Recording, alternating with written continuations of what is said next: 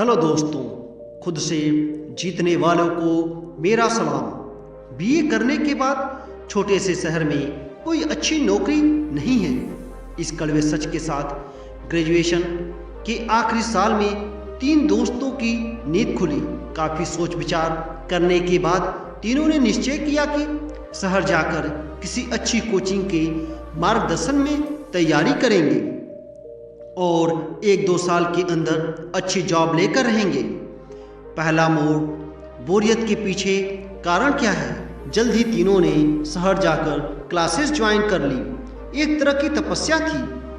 हर दिन 4 घंटे कोचिंग जाना, फिर रूम पर वापस आकर पढ़ने बैठ जाना। जैसा टिफिन में खाना आए वैसा खा लेना, देर रात तक पढ़ते रहना, पतले से गद्दे पर सोना, फिर सुबह उठकर पिछले दिन का रिवाइज करना।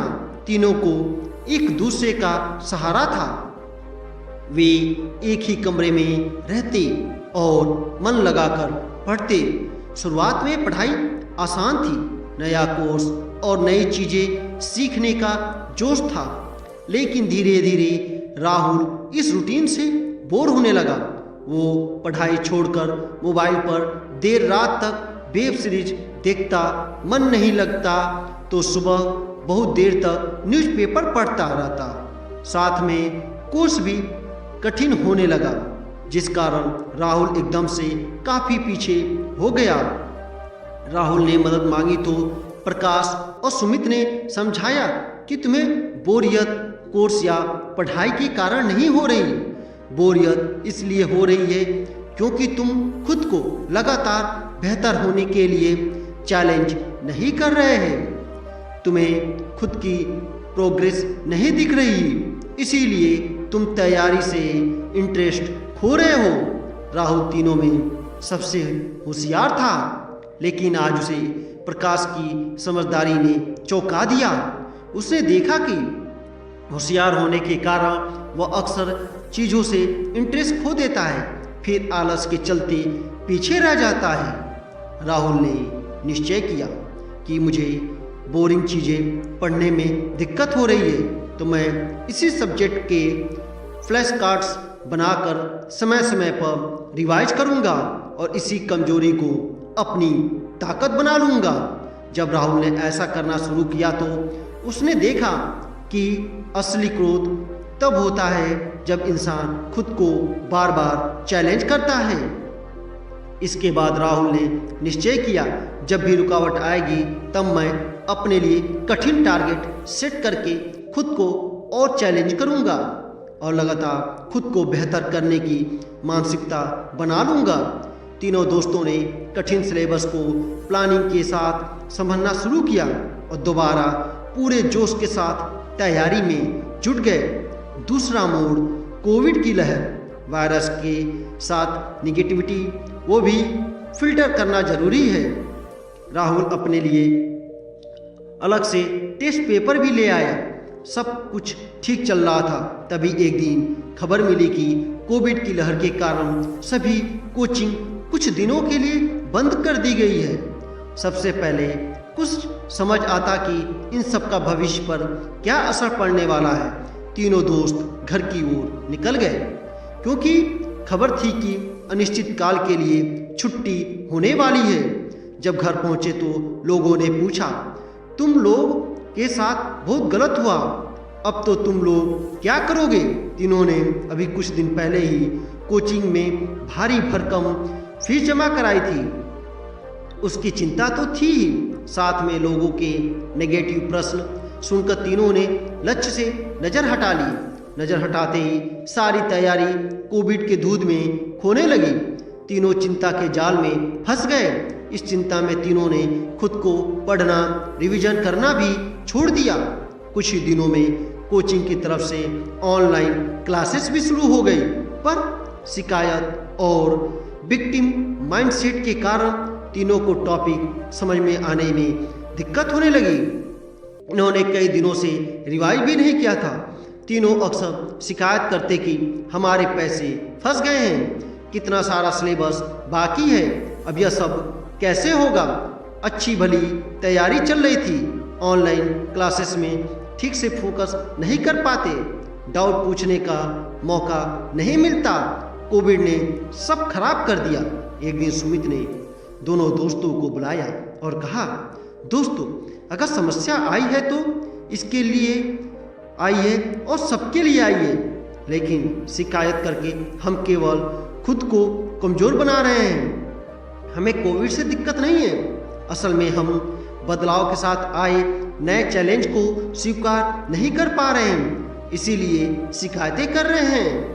कोविड ने स्थिति बदली, लेकिन हमने पढ़ने का तरीका नहीं बदला, इसीलिए परेशान हो रहे हैं। बदलाव के साथ हमारा बदलना भी जरूरी होता है। अब सात मन से सोचो और बताओ हमारे साथ क्या अच्छा हो रहा है, हमारी क्या ताकत है और इस परिस्थिति का फायदा कैसे उठाए। राहुल ने कहा, हमारे घर में सब ठीक है और हमारी तबीयत भी ठीक है। दूसरी बात, हम तीनों साथ हैं। उन स्टूडेंट्स का सोचो जो इस समय अकेले फंसे हुए हैं, हमें इसी को अपनी ताकत बनाना है। फिर तीनों ने योजना बनाई कि अब से ऑनलाइन क्लासेस में जो भी पढ़ेंगे वह सब एक दूसरे को समझाएंगे और डाउट सॉल्व करेंगे। एक हफ्ते में ही तीनों दोस्तों ने महसूस किया कि स्थिति को स्वीकार करने के बाद मन का बोझ कम हो गया है और नए रास्ते खुल गए हैं। तीनों ने वादा किया कि तीनों में से कोई शिकायत करेगा तो वे याद दिलाएंगे कि बदलाव को स्वीकार करो और कैसे इस बदलाव का फायदा उठाओगे उस पर काम करो। ऐसा करने से तुम भीड़ से काफ़ी आगे निकल जाओगे। तीसरा मोड़, सब कुछ दांव पर लगाना जरूरी है। तीनों दोस्तों ने एक बार फिर पूरी निष्ठा के साथ पढ़ना शुरू किया। कोविड खत्म हो गया, लेकिन तीनों दोस्त ऑनलाइन क्लासेस पर ही पढ़ते रहे। फिर एग्जाम की तारीख से 3 महीने पहले कोचिंग की तरफ से all India online mock test की परीक्षा हुई। तीनों दोस्तों ने भी ऑनलाइन मॉक टेस्ट में भाग लिया। जब रिजल्ट आया तो राहुल और सुमित की रैंक अच्छी नहीं आई, लेकिन सबसे बेकार स्कोर तो प्रकाश का था। तीनों के नंबर्स के हिसाब से किसी का भी सिलेक्शन नहीं होने वाला था। इतनी तैयारी और दिन रात मेहनत की, फिर भी इतने बेकार परिणाम आए हैं। तीनों दोस्तों के दिमाग ने काम करना बंद कर दिया। तीनों को कॉम्पिटिटिव एग्जाम का डर महसूस होने लगा। मन में कई सवाल थे, इतना कम समय है, सिलेबस कंप्लीट करें या रिवीजन करें या मॉक टेस्ट की प्रैक्टिस करें? क्या हम 90 दिन के अंदर अपनी कमियां सुधार पाएंगे? तीनों को लगने लगा कि अब सिलेक्शन असंभव है। एक हफ्ता निकल गया, किताब सामने खुली रहती, लेकिन पढ़ाई नहीं हो पाती। एक दिन प्रकाश ने दोनों दोस्तों को बुलाया और गंभीर मुद्रा में कहा, हमें इस एग्जाम प्रेशर को पार करना ही होगा। प्रकाश ने कहा, जब नदी में तेज धार चलती है तो दूर से देखने पर डर लगता है कि पार कैसे करेंगे। पता नहीं नदी कितनी गहरी है, अंदर पत्थरों से चोट लग गई तो। लेकिन उसी तेज धार में किसी को बचना हो तो बिना सोचे अनुभवी तैराक कूद जाता है और इंसान को भी बचा लेता है। इसलिए दोस्तों, हमको भी एग्जाम प्रेशर की इस मझधार में कूदना पड़ेगा।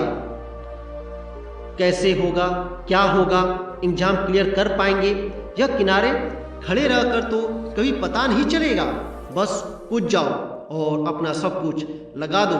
तीनों ने निश्चय किया कि वे सबसे पहले अपनी गलतियां सुधारेंगे, हर दिन रिवाइज करेंगे, तो इसके बाद समय मिला तो वही नई चीज़ पढ़ेंगे जिसके आने की सबसे ज़्यादा संभावना है। 3 दिन बाद सुमित ने कहा, प्रकाश 2 दिन तो जोश बना रहा, लेकिन बार बार लगता है कि अगर सिलेक्शन नहीं हुआ तो कितनी बेइज्जती होगी। प्रकाश ने कहा, दोस्त, डाउट्स उनके होते हैं और कमेंट्स भी वही करते हैं जो किनारे पर खड़े रहकर तमाशा देखते हैं। जो मझधार में कूद जाता है उसके पास तो केवल सांस लेने का समय होता है, उसे पार निकालने के अलावा कुछ नहीं सोचता। प्रकाश ने कहा, दोस्तों, जब भी खुद को शिकायत करते हुए पाओ या खुद पर डाउट करते हुए पाओ तो समझ लेना कि हम किनारे को पकड़ने की कोशिश कर रहे हैं। इसीलिए बस हर हफ्ते का लक्ष्य बनाओ, उसे घंटों में बांटो और मझधार में कूद जाओ। इसके बाद तीनों दोस्तों ने मन को साधा। जो कुछ उन्होंने अभी तक सीखा था वह सब तैयारी में लगा दिए। जब एग्जाम के दिन नज़दीक आए तो तीनों को प्रेशर का पता भी नहीं चला, क्योंकि तीनों पिछले 90 दिनों से इतनी इंटेंसिटी से पढ़ रहे थे जितना लोग एग्जाम के 2 घंटे में महसूस करते हैं। तीनों ने मझधार में तैरना सीख लिया था। एग्जाम ठीक ही गए थे, लेकिन रिजल्ट के दिन वही हुआ जिसका तीनों को डर था। तीनों में से एक दोस्त रह गया। सुमित मात्र 1 नंबर से रह गया। प्रकाश और राहुल सुमित से मिलने उसके घर पहुंचे तो सुमित ने कहा, दोस्त, मुझे गर्व है कि मैं इतनी मुश्किलों के बाद भी मन लगा के मेहनत कर पाया। मुझे कोई संदेह नहीं है, मुझे पूर्ण विश्वास है मैं अगला एग्जाम निकालूंगा। दोस्तों, मैंने मझधार में कूदना सीख लिया। एग्जाम नहीं तो कुछ और मैं कहीं ना कहीं पर करूंगा। सुमित की आंखों में चमक थी, जोश था और भावनाओं से सरोवर आंसू भी थे। प्रकाश ने अपने दोस्त को गले लगा लिया।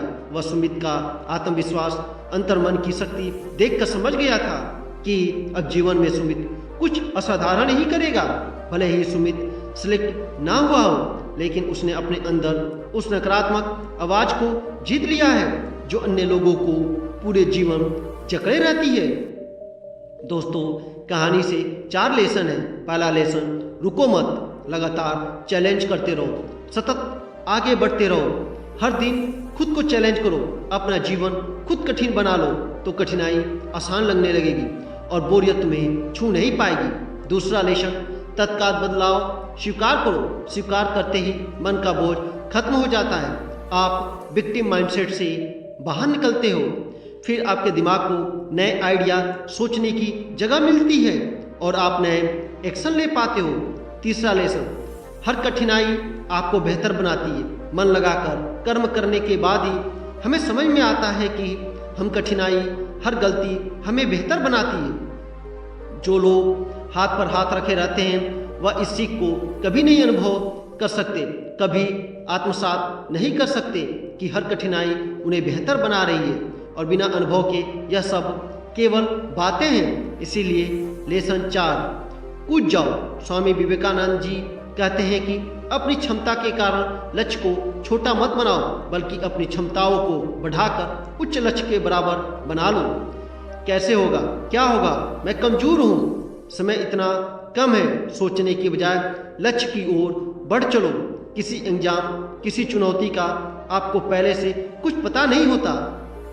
इन चुनौतियों का सामना करने पर ही आप में काबिलियत विकसित होती है और आप लक्ष्य को पा लेते हैं। तो दोस्तों, वीडियो पसंद आई हो तो चैनल को सब्सक्राइब करें और अपने परिवार का ख्याल रखें, दोस्तों के साथ शेयर करें। मिलते हैं अगली कहानी में। धन्यवाद।